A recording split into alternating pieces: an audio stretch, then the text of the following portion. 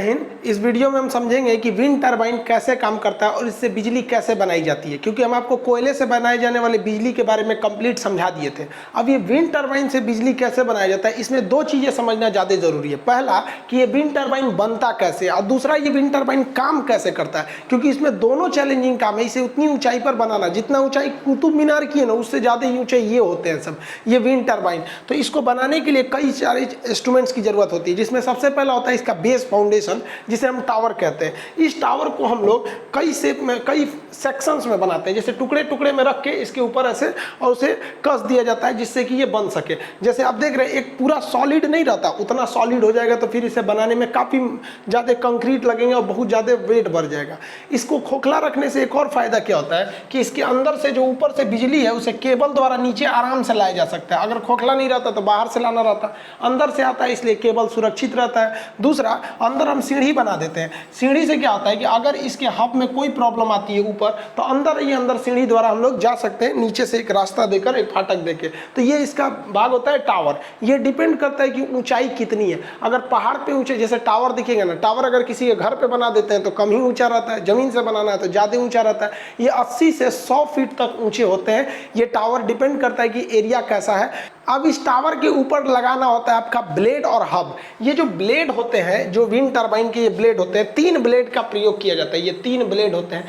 ये ब्लेड काफ़ी लंबे होते हैं, लगभग 60 फीट इतना ऊंचे होते हैं, यानी 5 से 6 मंजिला, 8-8 मंजिला ऊंचे ये ब्लेड होते हैं सब। अगर आप छोटे शहर में रह रहे हैं तो आपके शहर की ऊंचाई, जो मैक्सिमम ऊंची बिल्डिंग है उसका इसमें 1 ब्लेड होता है, क्योंकि छोटे शहरों में ना आपका 7 से 8 मंजिल से ऊंचा बनाने नहीं देता है। बड़े शहर दिल्ली उल्ली रहिएगा तब तो आपको बड़ी बिल्डिंग मिलेगी, इतनी ऊंची होती है। इन ब्लेड्स को ले जाना सबसे बड़ा पहाड़ होता है। देखिए कितनी मुश्किल से इस ब्लेड को ले जाया जाता है, कितने ट्रक्स वगैरह लगाए जाते हैं, स्पेशल ट्रक बनते हैं जो इसे ले जाते हैं, क्योंकि ये हमेशा इस विंड टरबाइन को पहाड़ी एरिया में सेट किया जाता है, और पहाड़ी एरिया में सड़कें अच्छी नहीं होती हैं।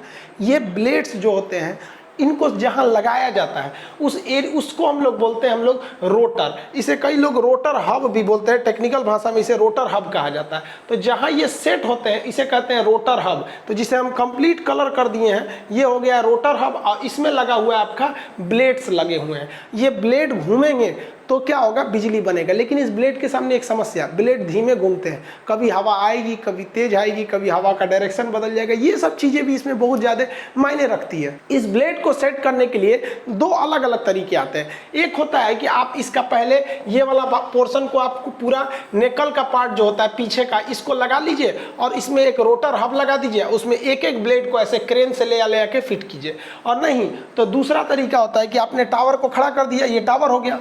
जो इसका सबसे पूरी मशीन होती है, उस मशीन को हम लोग रखते हैं जिस बॉडी के अंदर, उसे हम लोग नेकल्स कहते हैं। इसमें क्या किए, इसको आप खड़ा कर लिए और जमीन पर आपने रोटर हब लगा दिया और इसमें तीनों ब्लेडों को जोड़ दिया और एक साथ हैवी क्रेन ले आके इसको कस सकते हैं। तो ये कई टाइप से होते हैं, इसके असेंबली होता है, डिपेंड करता है कितना वेट है, एरिया कैसा, उस हिसाब से इसे बनाया जाता है। इसका जो सबसे मेन पार्ट होता है वो इसका नेकल वाला पार्ट होता है। ये बहुत ही बड़ा पार्ट होता है। अगर आप इसको देखेंगे तो इसमें एक आदमी दिख रहे होंगे, 2 आदमी यहाँ दिख रहे हैं सर। ये बहुत बड़ा होता है, एक घर बराबर होता है। सोचिए इतना बड़ा होता है, मतलब 3 BHK का जो फ्लैट होता है ना, 3 कमरा वगैरह वगैरह, 3-3 कमरे बराबर इसका ये नेकल वाला पार्ट होता है, ये वाला पार्ट। इसमें हम लोग अलग, ये तो खोखला बना दिया जाता है, इसमें जो हैवी पार्ट्स को रखने होते हैं उसको क्रेन से उठा के रखा जाता है। जैसे आप देखिए ये वाला, तो ये इसका तो ये हो गया टावर, और ये हो गया इसका नेकल वाला पार्ट। इसमें एक आदमी है और ये क्रेन से उठा के इस मशीन को इसमें पुट किया जाएगा और ये सेटल करेगा उसका जगह कैसा है।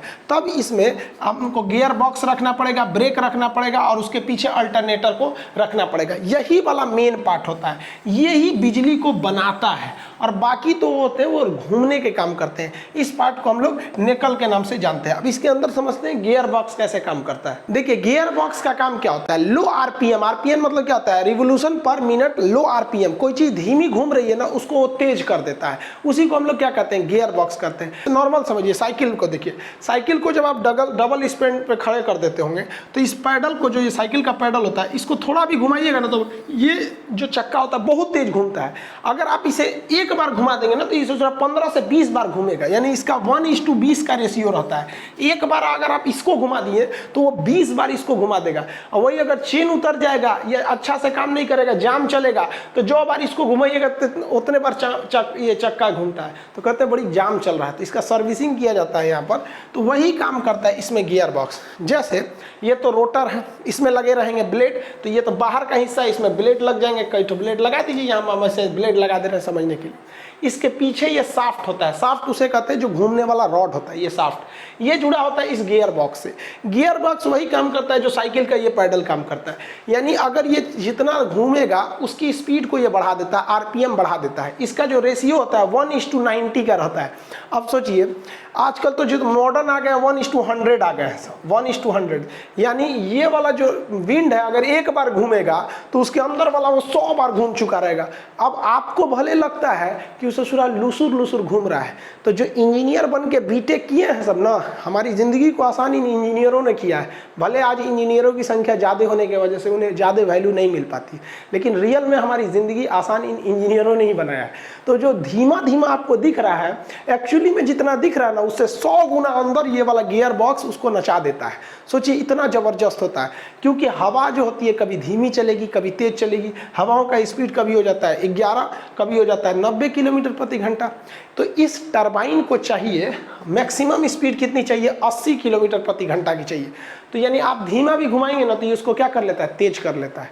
लेकिन आंधी में तो ससुरा ये ऑलरेडी तेज हो जाता है। तो इसमें एक ब्रेकिंग सिस्टम लगा होता है, साइड में एक ब्रेकिंग सिस्टम लगा होता है, जो ओवर स्पीड होने पर उसको क्या करता है, ब्लेड को थोड़ा सा ये गियर बॉक्स में से स्पीड को घटा देता है। यानी इसके अंदर जो स्पीड जा रही है वो डिपेंड नहीं करता है कि बाहर हवा कितनी तेज चल रही है या ब्लेड कितना तेज घूम रहा है। अंदर का जो गियर होता है वो डिसाइड कर लेता है। आप भी गाड़ी चलाते होंगे तो स्पीड बढ़ाना होता है तो क्या करते हैं, जोर से उठते हैं, हाँ, अरे गियर चेंज करते हैं, 4 के गियर में लगे तो नहीं, उतने उठिएगा तो बहुत तेज भाग जाता है। तो गियर बॉक्स जो होता है आरपीएम को बढ़ाने घटाने का काम करता है, जबकि ब्रेकिंग सिस्टम जो होते हैं वो क्या करता है, ओवर स्पीड में इसके ब्लेड्स की गति को थोड़ा सा धीमा कर देता है ब्रेक लगाकर। इस तरह से जब गियर बॉक्स के पीछे का जो साफ्ट लगा है ये है आपका जनरेटर, इसे अल्टरनेटर भी कहिए या जनरेटर कहिए, ये घूमेगा। आपको पता है कि इसके बाहर में एक मैग्नेट है और अंदर एक छोटा सा मैग्नेट है। इस छोटे मैग्नेट में ये साफ्ट जुड़ा हुआ है। छोटा मैग्नेट घूमेगा तो इसमें इंडक्शन के फ्लक्स उत्पन्न होंगे और बिजली पैदा हो जाएगा। तो पीछे का ये अल्टरनेटर जो है ये क्या बना देता है, बिजली बना देता है। तो यहाँ पर ये बिजली बनकर कंप्लीट हो जाती है। इस बिजली को अब बस क्या करना है, यहाँ जो बिजली बनी हुई है इसे हमको केबल्स की मदद से नीचे भेज देना है। ऊपर बिजली बन गई, लेकिन यहाँ एक समस्या आती है, हवाओं का जो डायरेक्शन होता है कभी बदल जाता है, कभी पश्चिम से बहने लगता है कभी पूरब से बहने लगता है। स्पीड को तो हमने गियर बॉक्स से मैनेज कर लिया कि स्पीड कम आएगा तो गियर बॉक्स उसको 90 से 100 गुना बढ़ा देता है, और अगर स्पीड बढ़ गया तो क्या होता है, ब्रेकिंग सिस्टम स्पीड को कम कर देता है। तो स्पीड का प्रॉब्लम खत्म हो गया। अब प्रॉब्लम आ गई है डायरेक्शन का। तो डायरेक्शन को मैनेज करने के लिए जो इसका नेकल वाला पोर्शन होता है, ये पोर्शन नेकल कहते हैं इसे, इसके पीछे हमारा एनीमोमीटर लगा होता है। आप इसे देख रहे होंगे इस तरह से एनीमोमीटर लगा होता है। ये एनीमोमीटर हवाओं के डायरेक्शन को देखता है।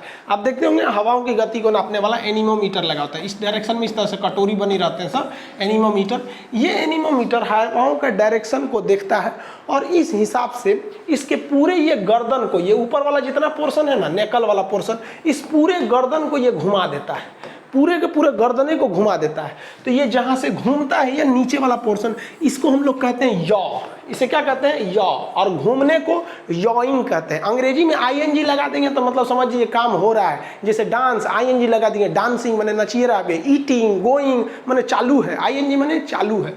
तो इसे यॉ कहा जाता है। घुमा देता है तो यॉइंग कहते हैं। तो विंड टरबाइन में यॉइंग बहुत जरूरी है।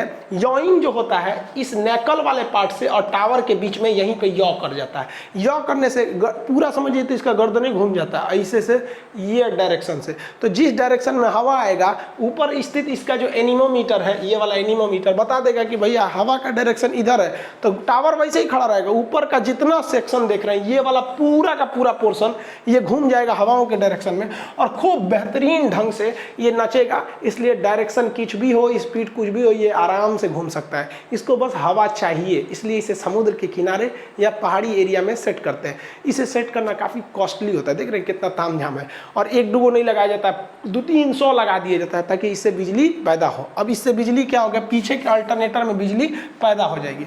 अब ये जो बिजली पैदा हुई है यहाँ पर, इसे केबल्स की मदद से देखिए नीचे लाया जाता है। केबल्स की मदद से नीचे लाया जाता है। और जब ये टावर से नीचे आ जाते हैं तो नीचे एक जनरेटर होता है जो इसके ट्रांसफार्मर होता है जो इसके वोल्टेज को बढ़ा देता है। अब ये जितने भी टावर हैं सब अपनी बिजली को नीचे भेज देते हैं सब, और एक मेन केबल से मदद से इसे हम लोग भेज देते हैं पावर सब स्टेशन में। सब स्टेशन में इस बिजली को कनेक्ट करके इसे बिजली ग्रिड पर भेज दिया जाता है। आपको एक वीडियो में हम बिजली का ग्रिड बता चुके हैं, डिस्ट्रीब्यूशन लाइन समझा चुके हैं, सब स्टेशन का कंप्लीट चीज समझा दिए हैं, साथ ही ये भी बता दिए थे कि कोयले से बिजली कैसे बनती है बॉयलर की मदद से। यहाँ आप देख लिए कि कैसे बिजली इसके मदद से बनती है। वोल्टेज फ्लक्चुएट ही नहीं करेगा क्योंकि जो गियर है वो स्पीड सेम रखता है, इसलिए बिजली भी सेम आती है। अगर वोल्टेज कम भी ज़्यादा हुआ तो नीचे में क्या लगा हुआ है, ट्रांसफार्मर, और यहाँ जाइएगा तो यहाँ पे भी ऑलरेडी ट्रांसफार्मर लगा रहेगा, मतलब सेम फ्रीक्वेंसी पर आपको ग्रिड पर लगाकर भेज दिया जाता है। और इस प्रकार हम लोग विंड टर्बाइन की मदद से बिजली बना लेते हैं। इसकी सबसे बड़ी खराबी यही होती है कि बहुत ज़्यादा कॉस्टली होता है, और दूसरा इसे हर जगह इंप्लीमेंट में नहीं लिया जा सकता है। यूपी बिहार या नॉर्थ इंडिया में कम यूज होते हैं, लेकिन वही पहाड़ी एरिया में जाएंगे, हिमाचल प्रदेश या फिर कोस्टल एरिया में, वहाँ इसका ज़्यादा यूज होता है। इससे कई सारे लॉस भी होते हैं, लेकिन लॉस उतना ज़्यादा नहीं है क्योंकि ये पर्यावरण प्रदूषण को बहुत ज़्यादा बचा देता है। अब कुछ पर्यावरणविद कहते हैं कि इससे पक्षी मर जाते हैं। अरे भाई साहब, अब सबको लेके चलिएगा तो कहाँ से होगा। कल हम गाड़ी चला रहे थे तो गाड़ी के आगे एक तो पक्षी चला गया, उसके शीशे से टकरा के मर गया, तो उसके लिए क्या आप हमें जिम्मेदार कहिएगा? नहीं ना, कोई जानबूझ के थोड़ी करता है। तो ये पक्षी भी कुछ कुछ टकरा के मर जाते हैं। तो कुछ लोग कहते हैं कि पक्षी को बचाने के लिए विंड टर्बाइन बंद कर दीजिए। अरे भैया, इसको बंद करेंगे तो कोयला से बिजली बनाएंगे तो प्रदूषण से हम लोग मर जाएंगे। 100% कोई भी चीज़ अच्छी नहीं होती, कुछ ना कुछ तो साइड इफेक्ट पड़ते हैं। दूसरा कि इसमें कभी स्पीड ज़्यादा हो जाता है, ब्रेकिंग सिस्टम काम नहीं करता है तो आग लग जाते हैं। और विंड टर्बाइन जो ब्लेड होता है ये भी तो अंदर से खोखला ही होता है, और ये टावर भी खोखले होते हैं। कभी कभी टावर में टूट जाता है या फिर विंड टर्बाइन में टूट जाता है, तो टूटने के बाद फिर उसे मेंटेनेंस में काफ़ी लंबा खर्च आते हैं। खैर जो भी हो, हम लोग जो पानी से बिजली बनाते हैं और जो हवा से बिजली बनाते हैं इसमें वन टाइम इन्वेस्टमेंट है। इसके बाद बहुत हल्का फुल्का टूट गया तो मेंटेनेंस की ज़रूरत है, और हमें फ्री में बिजली मिलते रहती है आराम से। इसके लिए हमें कोई पर्यावरण को प्रदूषण की ज़रूरत नहीं, इसलिए इसे हम लोग इको फ्रेंडली कहते हैं या नवीकरणीय के नाम से जानते हैं। ये बहुत ज़रूरी है ताकि आने वाली भविष्य को हम एक अच्छा पर्यावरण दे सकें। हम आपको कोयले से बिजली बता दिए थे, उसका डिस्क्रिप्शन में लिंक डाल देंगे, और ये हम हवा से बिजली बनाना आपको बता दिए। आगे आप कहेंगे तो हम बिजली पानी से कैसे बनती है उसको समझा देंगे, फिर परमाणु बिजली घर से कैसे चलती है उसको समझा देंगे। गैस से जो बिजली बनती है सेम वैसे ही बनती है जैसे कोयले से बनती है, बस जहाँ कोयला डाला जाता है वहाँ गैस डाल दिया जाता है। वो दोनों सेम ही है सब, बस कोयला की जगह पे गैस कर देना। आई होप आप इसे समझ गए होंगे, और आप सब लोग को बहुत बहुत दिल से धन्यवाद। आप लोगों ने एजुकेशन चैनल को आज 3 मिलियन पहुँचा दिया। भाई जून में 1 लाख भी नहीं था ये चैनल, और आज अक्टूबर में 3 मिलियन हो गया। गजब हाल है, बहुत खुशी हुआ। पता है हम फ्लाइट से आ रहे थे, थोड़ा तबीयत ठीक नहीं था तो गए थे दिल्ली वगैरह, तो वहाँ पर हम देखें हम मास्क लगाए हुए थे, तो मास्क से तो कोई दिक्कत नहीं है, चेहरा पहचान में नहीं आता है, तो हम बोले ना तो बस आवाज़ से पहचान में आ गया। तो उसमें स्पाइस जेट की फ़्लाइट थी, उसमें एयर होस्टेस कह रही है कि आप खान सर हैं?